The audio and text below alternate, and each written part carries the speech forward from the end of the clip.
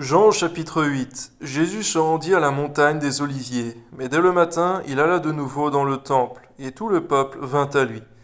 S'étant assis, il les enseignait. Alors les scribes et les pharisiens menèrent une femme, surprise en adultère, et la plaçant du milieu du peuple, ils dirent à Jésus: Maître, cette femme a été surprise en flagrant délit d'adultère. Moïse, dans la loi, nous a ordonné de lapider de telles femmes. Toi donc, que dis-tu? Il disait cela pour l'éprouver, afin de pouvoir l'accuser. Mais Jésus, s'étant baissé, écrivait avec le doigt sur la terre. Comme il continuait à l'interroger, il se leva et leur dit: Que celui de vous qui est sans péché jette la première pierre contre elle. Et s'étant de nouveau baissé, il écrivait sur la terre. Quand ils entendirent cela, accusés par leur conscience, ils se retirèrent un à un, depuis les plus âgés jusqu'au dernier. Et Jésus resta seul avec la femme qui était là au milieu. Alors, s'étant relevé et ne voyant plus que la femme, Jésus lui dit: Femme, où sont ceux qui t'accusaient? Personne ne t'a-t-il condamné? Elle répondit: Non, Seigneur. Et Jésus lui dit: Je ne te condamne pas non plus. Va et ne pêche plus. Jésus leur parla de nouveau et dit: Je suis la lumière du monde. Celui qui me suit ne marchera pas dans les ténèbres, mais il aura la lumière de la vie. Amen. Là-dessus, les pharisiens lui dirent: Tu rends témoignage de toi-même. Ton témoignage n'est pas vrai. Jésus leur répondit: Quoique je rende témoignage de moi-même, mon témoignage est vrai, car je sais d'où je suis venu et où je vais. Mais vous, vous ne savez d'où je viens ni où je vais. Vous jugez selon la chair. Moi, je ne juge personne. Et si je juge, mon jugement est vrai, car je ne suis pas seul, mais le Père qui m'a envoyé est avec moi. Il est écrit dans votre loi que le témoignage de deux hommes est vrai. Je rends témoignage de moi-même, et le Père qui m'a envoyé rend témoignage de moi. Ils lui dirent donc: Où est ton Père? Jésus répondit: Vous ne connaissez ni moi ni mon Père. Si vous me connaissiez, vous connaîtriez aussi mon Père. Jésus dit ces paroles, enseignant dans le temple, au lieu où était le trésor. Et personne ne le saisit parce que son heure n'était pas encore venue. Jésus leur dit encore: Je m'en vais, et vous me chercherez, et vous mourrez dans votre péché. Vous pouvez venir où je vais. Sur quoi les Juifs dirent: Se tuera-t-il lui-même, puisqu'il dit: Vous ne pouvez venir où je vais? Il leur dit: Vous êtes d'en bas, moi je suis d'en haut. Vous êtes de ce monde, moi je ne suis pas de ce monde. C'est pourquoi je vous ai dit que vous mourrez dans vos péchés. Car si vous ne croyez pas ce que je suis, vous mourrez dans vos péchés. Qui es-tu? Lui dirent-ils. Jésus leur répondit: Ce que je vous dis dès le commencement, j'ai beaucoup de choses à dire de vous et à juger en vous. Mais celui qui m'a envoyé est vrai, et ce que j'ai entendu de lui, je le dis au monde. Ils ne comprirent point qu'il leur parlait du Père. Jésus donc leur dit: Quand vous aurez élevé le Fils de l'homme, alors vous connaîtrez ce que je suis, et que je ne fais rien de moi-même, mais que je parle selon ce que le Père m'a enseigné. Celui qui m'a envoyé est avec moi. Le Père ne m'a pas laissé seul, parce que je fais toujours ce qui lui est agréable. Comme Jésus parlait ainsi, plusieurs crurent en lui.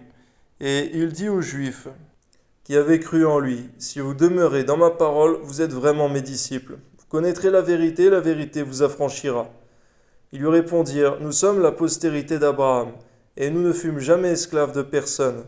Comment dis-tu, vous deviendrez libres? En vérité, je vous le dis, leur répliqua Jésus. Quiconque se livre au péché est esclave du péché. Or l'esclave ne demeure pas toujours dans la maison, le Fils y demeure toujours. Si donc le Fils vous affranchit, vous serez réellement libres. Je sais que vous êtes la postérité d'Abraham, mais vous cherchez à me faire mourir, parce que ma parole ne pénètre pas en vous. Je dis ce que j'ai vu chez mon Père, et vous, vous faites ce que vous avez entendu de la part de votre Père. Ils lui répondirent: Notre Père, c'est Abraham. Jésus leur répondit: Si vous étiez des enfants d'Abraham, vous feriez les œuvres d'Abraham. Mais maintenant vous cherchez à me faire mourir, moi qui vous ai dit la vérité que j'ai entendue de Dieu. Cela, Abraham ne l'a point fait. Vous faites les œuvres de votre Père. Et ils lui dirent: Nous ne sommes pas des enfants illégitimes, nous avons un seul Dieu, un seul Père, Dieu. Jésus leur dit: Si Dieu était votre Père, vous m'aimeriez, car c'est de Dieu que je suis sorti et que je viens. Je ne suis pas venu de moi-même, mais c'est lui qui m'a envoyé. Pourquoi ne comprenez-vous pas mon langage? Parce que vous ne pouvez écouter ma parole. Vous avez pour père le diable, et vous voulez accomplir les désirs de votre père. Il a été meurtrier dès le commencement, il ne se tient pas dans la vérité, parce qu'il n'y a point de vérité en lui. lorsqu'il profère le mensonge. Il parle de son propre fond, car il est menteur et le père du mensonge. Et moi, parce que je dis la vérité, vous ne me croyez pas. Qui de vous me convaincra de péché? Si je dis la vérité, pourquoi ne me croyez-vous pas? Celui qui est de Dieu écoute les paroles de Dieu.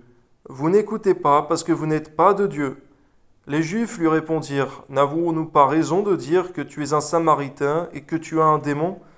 Jésus répliqua, je n'ai point de démon, mais j'honore mon Père et vous m'outragez. Je ne cherche pas ma gloire, il y en est un qui cherche et qui juge. En vérité, je vous le dis, si quelqu'un garde ma parole, il ne verra jamais la mort. Maintenant, lui dirent les Juifs, nous connaissons que tu as un démon. Abraham est mort, les prophètes aussi. Et tu dis, si quelqu'un garde ma parole, il ne verra jamais la mort. Es-tu plus grand que notre père Abraham qui est mort? Les prophètes aussi sont morts. Qui prétends-tu être? Jésus répondit, si je me glorifie moi-même, ma gloire n'est rien. C'est mon Père qui me glorifie. Lui que vous dites être votre Dieu, et que vous ne connaissez pas. Pour moi, je le connais. Et si je disais que je ne le connais pas, je serais semblable à vous, un menteur.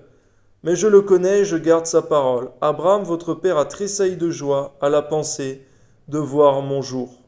Il a vu, il s'est réjoui. Les Juifs lui dirent, tu n'as pas encore 50 ans, et tu as vu Abraham? Jésus leur dit, en vérité, je vous le dis. Avant qu'Abraham fût, je suis. Là-dessus, ils prirent des pierres pour les jeter contre lui. Mais Jésus se cacha, il sortit du temple, passant au milieu d'eux, et ainsi il s'en alla. Merci Seigneur, parce que encore à ce moment-là, tu ne permettais pas qu'on mît la main sur lui, ce n'était pas encore son jour.